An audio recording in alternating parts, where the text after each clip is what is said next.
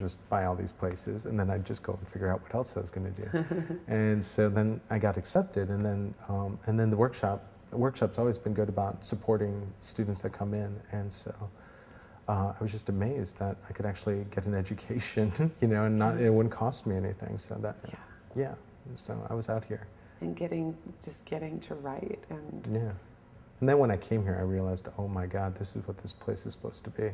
This reputation, this sense of history, you know, and that, you know, I reacted to that in a number of different ways. You know, just because some students coming in here, I think they almost feel like they're here.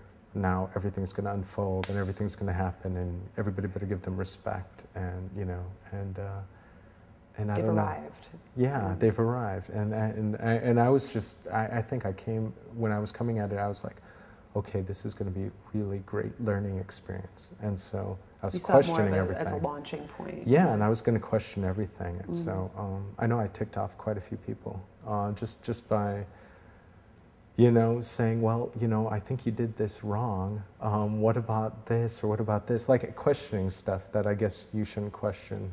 So when you actually went to go get the book published, and talk about the shopping it around process and how long it took him to get here.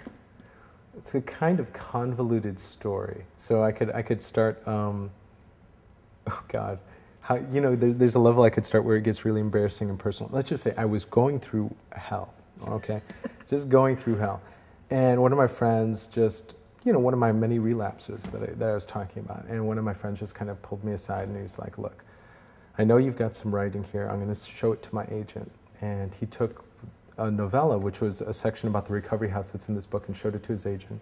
His agent got excited, and so he said, look, we know you don't have the full book yet, but let's sell this thing. And then in that way, you'll have like a deadline for finishing the book. It'll help give structure to you, and just like you can start doing things and get, you know, write the book, get yourself back together. So ended up selling the book, and I told them, 9 months, I'll finish the book in 9 months, no problem, I've got this all figured out.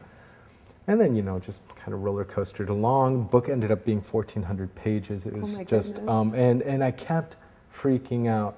Like, because every 6 months, my editor would send me a little note, like, how's it going? What's going on? And I'd send him some pages, and I'd be like, but I'm not done yet. I'm not done yet. And I kept thinking, they're going to pull the advance.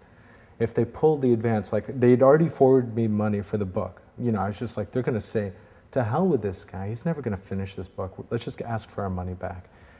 Because they could do that, you know, and I'd already spent the stuff, you know what I mean? I had nothing.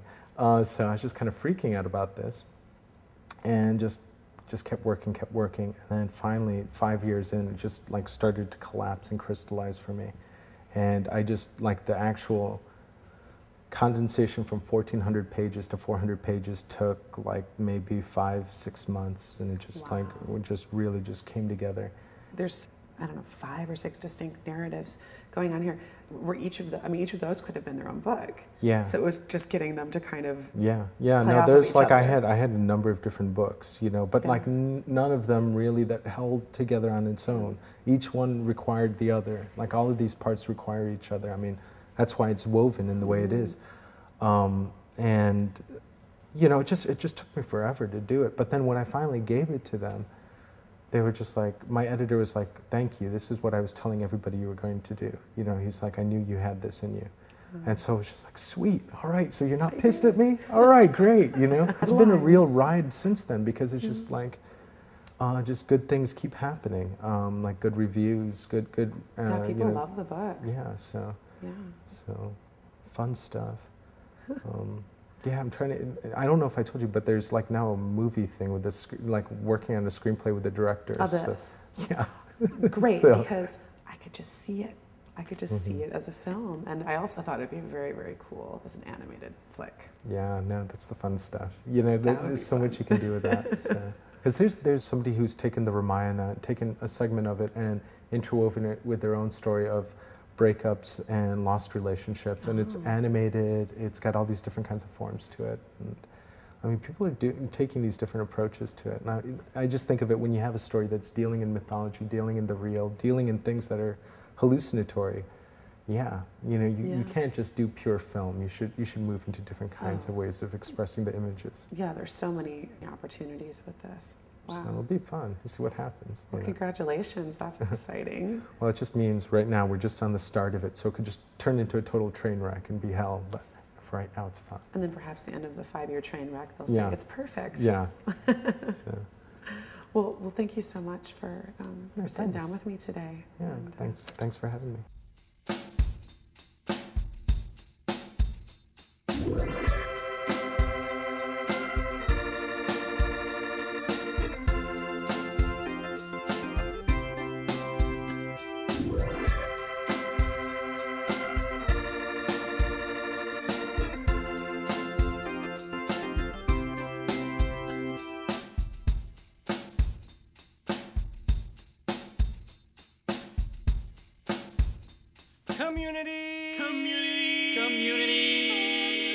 Community voice. Nah. I was city is whoop. I was city is bop.